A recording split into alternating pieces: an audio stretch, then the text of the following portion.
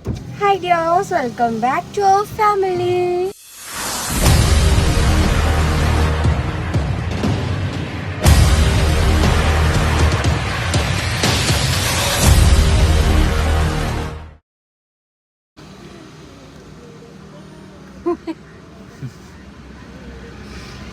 ചിരിയൊക്കെ നോക്കിയേ. അപ്പം ഇന്നത്തെ നമ്മുടെ വ്ളോഗ് എന്താണെന്ന് വെച്ച് കഴിഞ്ഞാൽ ഞങ്ങൾ ഈവനിങ് ഒരു അമ്പലത്തിൽ പോകാൻ വേണ്ടിയിട്ട് ഇറങ്ങിയാണ് കേട്ടോ. ഇന്ന് എൻ്റെ അമ്മയുടെ ജന്മനാളാണ്. അപ്പോൾ എല്ലാ വർഷവും അമ്മ നമ്മുടെ വീടിൻ്റെ അടുത്തുള്ള ഒരു ഗുരുവായൂരപ്പൻ്റെ അമ്പലത്തിൽ പൂജ നടത്തും. അപ്പോൾ പൂജയ്ക്ക് ഇന്നലെ എഴുതിയിട്ടിട്ടുണ്ടായിരുന്നു. നമ്മളിന്ന് പ്രസാദമൊക്കെ മേടിക്കാനായിട്ട് ഇറങ്ങിയാണ്. പിന്നെ തേണ്ടേ ഇത് വീട്ടിൽ പിടിച്ചതാണ് കേട്ടോ. ആ ഷോക്കല്ലേ അത് അമ്പലത്തിൽ കൊടുക്കാൻ വേണ്ടിയിട്ട് ഞാൻ പിച്ചിക്കൊണ്ട് വരുന്നതാണ്. രണ്ടെണ്ണം ഉണ്ട് കണ്ട, രണ്ടെണ്ണം ഉണ്ട്. ഇതെൻ്റെ അനിയത്തി വളർത്തുന്നതാണ്. അപ്പം ഞങ്ങൾ ഗോകുൻ്റെ വീട്ടിൽ നിന്ന് വന്നിട്ട് 2 ദിവസമായി. വീഡിയോ ഞാൻ ഇപ്പം ഇന്നലെയാണ് കേട്ടോ പോസ്റ്റ് ചെയ്തിട്ടുണ്ടായിരുന്നത്. നാശമൊക്കെയല്ലേ അത്. താമാമി പിടിച്ചോളാം. വലിയ 2 പൂ, താമരപ്പൂ. കണ്ണൻ്റെ അമ്പലമാണ്, ഗുരുവായൂരപ്പൻ്റെ അമ്പലമാണ്. അപ്പം എന്താ പറയുക, ATM നിന്ന് ക്യാഷ് എടുക്കണം. ഞാൻ പറഞ്ഞ പൂജയ്ക്ക് എഴുതിയിട്ടിട്ടുണ്ടായിരുന്നു. അപ്പം ATM വന്നതാണ് അതിന് വേണ്ടിയിട്ട്.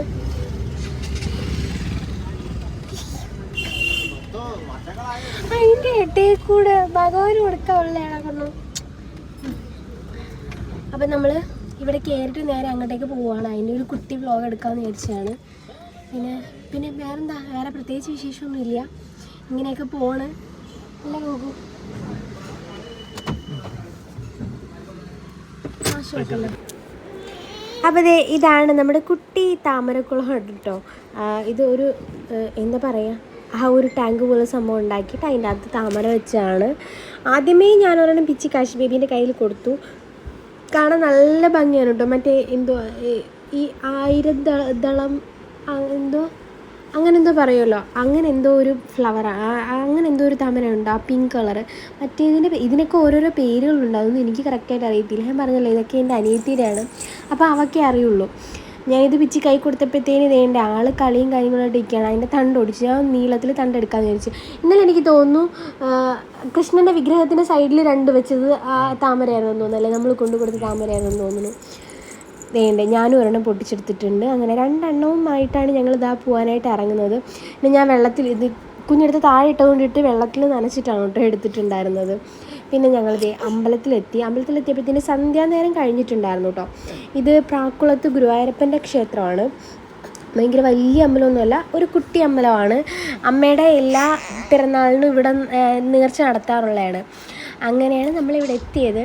സാധാരണ അമ്മ തന്നെയാണ് പോകാറുള്ളത്. ഇപ്രാവശ്യം ഞങ്ങളെ ഏൽപ്പിച്ചു. അമ്മല്ല, കുഞ്ഞമ്മയാണ് പോകാറുള്ളത്. ഇപ്രാവശ്യം ഞങ്ങളെ ഏൽപ്പിച്ചു. കുഞ്ഞമ്മ നേഴ്സാണ് കേട്ടോ. അപ്പോൾ കുഞ്ഞമ്മ വൈകുന്നേരം ഇറങ്ങത്തോളം എന്ന് പറഞ്ഞു. അതുകൊണ്ടിട്ടാണ് ഞങ്ങൾ പോയത്. ഞാൻ വീഡിയോ എഡിറ്റ് ചെയ്തിരുന്നപ്പോൾ ഗോഗോ കുഞ്ഞിനെ ഒന്ന് പിടിച്ചാടാ. സമ്മതിക്കൂല. ഞാൻ എന്നോട് ചോദിച്ചില്ലേ വീഡിയോ ഇടാത്ത എന്താണ്, ഇതൊക്കെ തന്നെയാണ് റീസൺ. സമ്മതിക്കത്തില്ല ഒന്ന്. അപ്പോൾ ഇതൊക്കെ തന്നെയാണ് കാര്യം. ഒന്നിനും പറ്റില്ല. ഇത് കണക്ക് ഞാൻ ഫോൺ എടുത്തപ്പോൾ പുള്ളിക്കാരൻ്റെ ഫോൺ വേണം. അതിന് വേണ്ടിയിട്ടാണ് കേട്ടോ ഈ വാശി പിടിക്കുന്നത്. അതേണ്ട ഭയങ്കര വികൃതിയാണ്, കുഴപ്പമൊന്നുമില്ല. ആൾ നല്ല ആക്റ്റീവാണ്. അമ്പലത്തിൽ അത്യാവശ്യം നല്ല സ്പേസ് ഉണ്ടായിരുന്നു. ഞങ്ങൾ അമ്പലത്തിൽ തൊഴുതിട്ട് പിന്നെ കുറച്ച് നേരം വെയിറ്റ് ചെയ്തു. പൂജ ഉണ്ടായിരുന്നു, ദീപാരാധന ഉണ്ടായിരുന്നു. പിന്നെ സന്ധ്യയ്ക്കത്തെ അത്താഴ പൂജയും കൂടെ കഴിഞ്ഞിട്ടേ പ്രസാദം കിട്ടുള്ളായിരുന്നു. അപ്പോൾ അതിന് വേണ്ടിയിട്ട് വെയിറ്റ് ചെയ്യുകയാണ്. ഞങ്ങൾ ഏകദേശം ഒരു 1 hour അവിടെ ഇരുന്നിട്ടുണ്ടായിരുന്നു കേട്ടോ. അപ്പോൾ കാശിക്കുട്ടി കുറേ ചെയേഴ്സ് എടുത്തിട്ടുണ്ടായിരുന്നു. അപ്പോൾ അതിൻ്റെ ഇടയ്ക്ക് കൂടെ കാശിക്കുട്ടി ഇങ്ങനെ നടന്നിട്ട് കളിച്ചുകൊണ്ടിരിക്കുകയാണ്. ഈ അമ്പലത്തിൽ ഈ വിളക്കൊക്കെ കത്തിച്ച് വെച്ചേക്കുന്നത് കാണാൻ ആൾക്ക് ഭയങ്കര ഇഷ്ടമാണ് കേട്ടോ. അതാണ് അതിൻ്റെ ഇടയ്ക്ക് പപ്പയും മോനൂടെ വേണ്ടേ ഇവിടെ കളി നടന്നുകൊണ്ടിരിക്കുകയാണ്. ഗോകു ഒരു തൂണുണ്ടായിരുന്നു, തൂണിൻ്റെ ആ തൂണിൽ നിർത്തിയിട്ട് അതിനെ കളിപ്പിച്ചുകൊണ്ടിരിക്കുകയായിരുന്നു. പിന്നെന്താ പറയുക, സന്തോഷം. എല്ലാവരും സന്തോഷം, ഹാപ്പി ആയിട്ടിരിക്കുന്നു എന്ന് വിചാരിക്കുന്നു.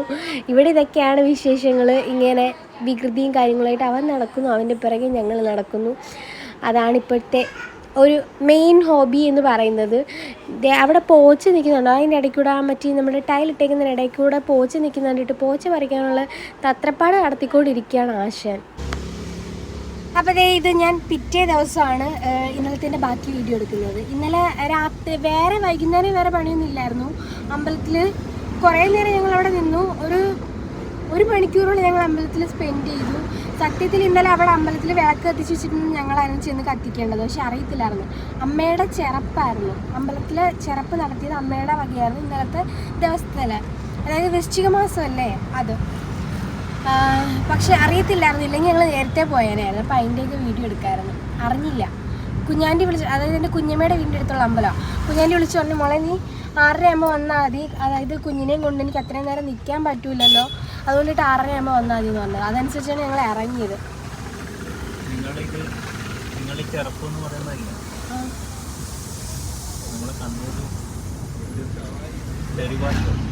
അയ്യോ, അമ്പലത്തിലെ ചെറുപ്പം എന്ന് പറയുന്നത് കണ്ണൂർ എന്തോ തെറിഭാഷയാണെന്ന്. പലയിടത്തും പല സ്ലാങ് അല്ലേ, പലതല്ലേ പറയുന്നത്. ഗോകുൻ്റെ അമ്മ പറയുന്നൊന്നും ചിലതൊന്നും എനിക്ക് മനസ്സിലാവത്തില്ല. ഗോകുനോട് കടയിൽ ഇറങ്ങിയതാ.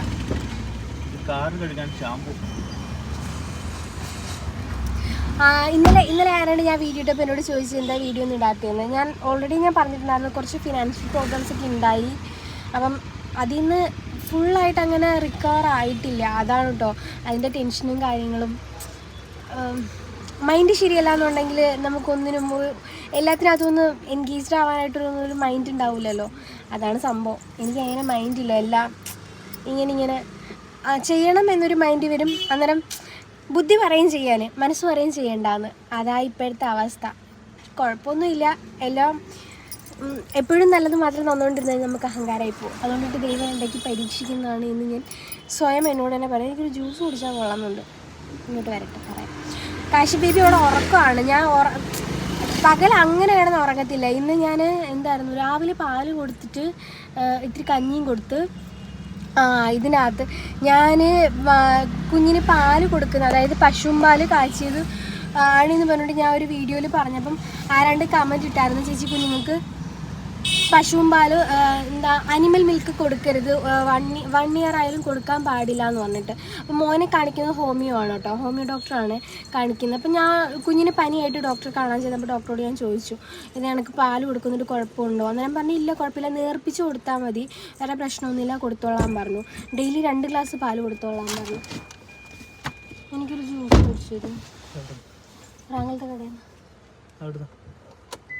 അനീഷ. അപ്പം ഇന്നത്തെ നമ്മുടെ വ്ലോഗ് പിന്നെ ഇന്നലെ ഈ വീഡിയോ എടുക്കാത്തതിൻ്റെ റീസൺ ചോദിച്ചുകൊണ്ടിട്ടാണ് കേട്ടോ ഞാൻ പറഞ്ഞത്. മൈൻഡ് ശരിയല്ലെങ്കിൽ ഒന്നിനൊന്നും ഒരു ഇതുണ്ടാവില്ലല്ലോ, കുറേ എടുത്തു വെക്കും. അതാ ഇപ്പോഴും ശരിയല്ല, പക്ഷേ ഒരു മാറ്റം ഞാൻ മുന്നിൽ കാണുന്നുണ്ട്. എല്ലാം ശരിയാവും. എല്ലാം ഓരോരോ പ്രതീക്ഷകൾ. അത് ചില ചെറിയൊരു എമൗണ്ട് ആക്കി ദുബായിൽ കാണുന്നവരോട് ഞാൻ ഈ മാസം 15-ാം തീയതി അങ്ങോട്ട് വരുവാണ്. ദുബായിൽ നിന്ന് ആരെങ്കിലും വീട്ടിൽ കാണുന്നുണ്ടെങ്കിൽ, അപ്പം നിങ്ങൾക്ക് എന്തെങ്കിലും സാധനങ്ങൾ ഞാൻ ഇവിടുന്ന് കൊണ്ടുവരണമെന്നുണ്ടെങ്കിൽ നേരത്തെ പറഞ്ഞാൽ മതി, കൊണ്ടുവരാം. അടുത്ത മാസം ഞാനും ദേവിയും കൂടെ പോവാമെന്ന് വിചാരിക്കുന്നുണ്ട്.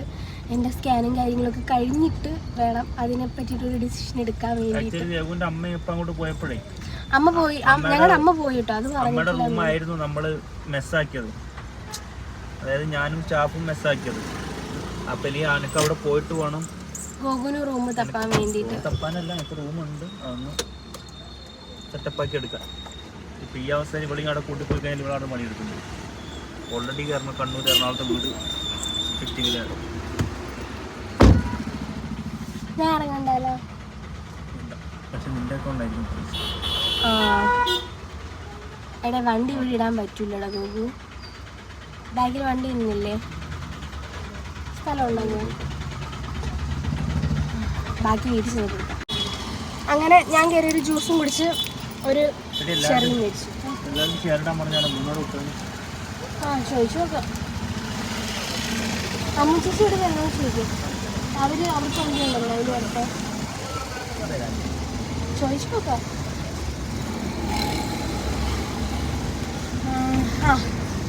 അപ്പോൾ നമ്മൾ വീട്ടിലെത്താറായി.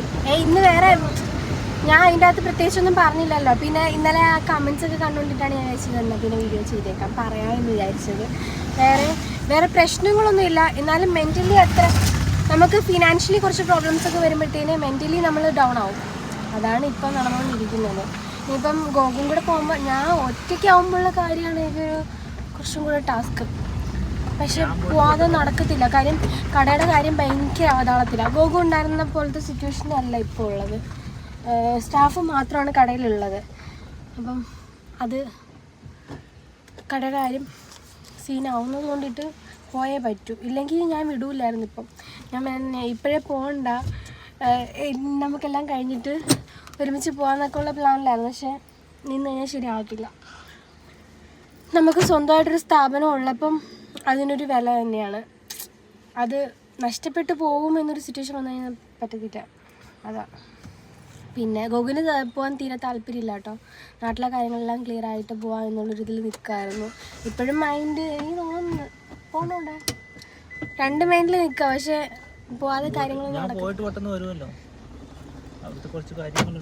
നമ്മുടെ ഒരു ചേട്ടനുണ്ട്, തടിയൻ ചേട്ടൻ്റെ ഞങ്ങൾ പിടിച്ചിവിടുന്ന് അങ്ങോട്ടേക്ക് കൊണ്ടുപോകാനുള്ളൊരു പ്ലാനിലാണ്. ചേട്ടൻ വന്നു കഴിഞ്ഞാൽ പിന്നെ ടെൻഷനില്ല.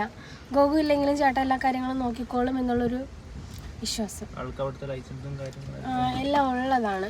അതുകൊണ്ട് തന്നെ എല്ലാം ശരിയാവട്ടെ. ഞാൻ ഇങ്ങനെ എനിക്ക് ആരോ കമൻറ്റ് ഇട്ടപ്പോൾ ഞാൻ ഇതണക്ക് പറഞ്ഞു ഫിനാൻഷ്യൽ പ്രോബ്ലംസ്. അപ്പോൾ പറഞ്ഞു എല്ലാം ശരിയാവട്ടെ. അതെ, എല്ലാം ശരിയാവട്ടെ. പിന്നെ ഞാൻ ഈ പറഞ്ഞ കണക്ക് ചെറിയ എമൗണ്ടൊക്കെ ആണെന്നുണ്ടെങ്കിൽ നമുക്ക് വലിയ വിഷയമില്ല. ഇത് ഇച്ചിരി ഹ്യൂജ് എമൗണ്ടാണ്. അത് എന്താ ഇപ്പോൾ ഇത് ഞാൻ കൊടുത്തവരെയും കുറ്റം പറയാൻ പറ്റില്ല, എന്നെയും കുറ്റം പറയാൻ പറ്റത്തില്ല. ഞാൻ തിരിച്ച് കിട്ടുമെന്നുള്ളൊരു പ്രതീക്ഷയ്ക്കായിരുന്നു ഞാൻ കൊടുത്തത്. അപ്പം ഞാൻ കൊടുത്ത ചേച്ചി വേറൊരാൾക്ക് കൊടുത്തതാണ്. അപ്പം അവർ ഇതുവരെ ചേച്ചിക്ക് തിരിച്ച് കൊടുത്തിട്ടില്ല. അതാണ് പ്രശ്നം വന്നത്. പക്ഷേ ഇതിനകത്ത് എനിക്ക് ആ ചേച്ചീനെയും കൂടുതലിട്ടിട്ട് ബുദ്ധിമുട്ടിക്കാൻ പറ്റത്തില്ല. എനിക്കറിയാം ഓൾറെഡി ചേച്ചി വേറെ ആർക്ക് കൊടുത്തിട്ടുള്ളതാണ് എന്നുള്ളത് അറിയാവുന്നതുകൊണ്ടിട്ട് ചേച്ചീനെയും കൂടുതൽ പ്രഷർ ചെയ്യാൻ പറ്റത്തില്ല. അവർ കൊടുത്താലല്ലേ ചേച്ചിക്ക് തരാൻ പറ്റുള്ളൂ. സോ നമ്മളിങ്ങനെ നിൽക്കുന്നു. കുഴപ്പമില്ല, ശരിയാവും ഇന്ന് പ്രതീക്ഷയല്ലേ ഗോകു?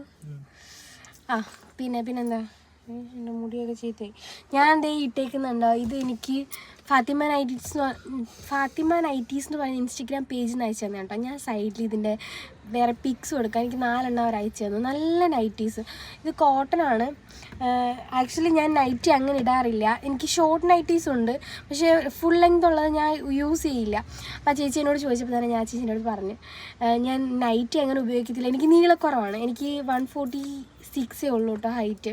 അപ്പോൾ എനിക്ക് നീളം ഇല്ല എന്ന് പറഞ്ഞു. അന്നേരം ചേച്ചി ഷോർട്ടായിട്ടുള്ള നൈറ്റി, അതായത് നമ്മുടെ നൈറ്റി ഗൗൺ ടൈപ്പുള്ള നൈറ്റി ഉണ്ടല്ലോ, അതാണ് കേട്ടോ ഇത്. ലെങ്ത് അധികം ഇല്ലാത്തത്. നല്ല രസമാണ്, ഫീഡിങ് ഫ്രണ്ട്ലി ആണ്, ഇടാൻ കംഫർട്ടാണ്. ചൂട് സമയത്തൊക്കെ കോട്ടൺ ഭയങ്കര ആശ്വാസമാണ്. സോ എനിക്ക് ഭയങ്കര കംഫർട്ടാണ്. നിങ്ങൾക്ക് ആർക്കെങ്കിലും വേണമെന്നുണ്ടെങ്കിൽ പേജ് ചോദിച്ചാൽ മതി, ഞാൻ കമൻറ്റിൽ കൊടുക്കാം. നല്ല ഒരുപാട് കളക്ഷൻസ് അവരുടെ അടുത്തുണ്ടെന്ന്. ആ ചേച്ചി എനിക്ക് മെഷർമെൻറ്റ് അയച്ചു തന്നിട്ട് ഇതിലേതാണെന്ന് ചോദിച്ചു. സൈസ് ചാർട്ട് അയച്ചു തന്നിട്ട് ചോദിച്ചു. അപ്പോൾ ഞാൻ എൻ്റെ സൈസ് പറഞ്ഞു. ഞാൻ ഹിപ്പും ബ്രസ്റ്റും അതുപോലെ തന്നെ അത് മാത്രമേ നോക്കിയുള്ളൂ. ലെങ്തൊന്നും നോക്കിയിട്ടുണ്ടായിരുന്നില്ല. അത് മാത്രം പറഞ്ഞു കൊടുത്താൽ മതി. ഹിപ്പും ചെസ്റ്റിൻ്റെയും സൈസ് മാത്രം പറഞ്ഞു കൊടുത്താൽ മതി. ഇപ്പോൾ കറക്റ്റ് സൈസിൽ നമുക്ക് അയച്ചു തരും കേട്ടോ. പറയുന്ന മോഡൽ പറയുന്ന കളറിൽ അയച്ചു തരും.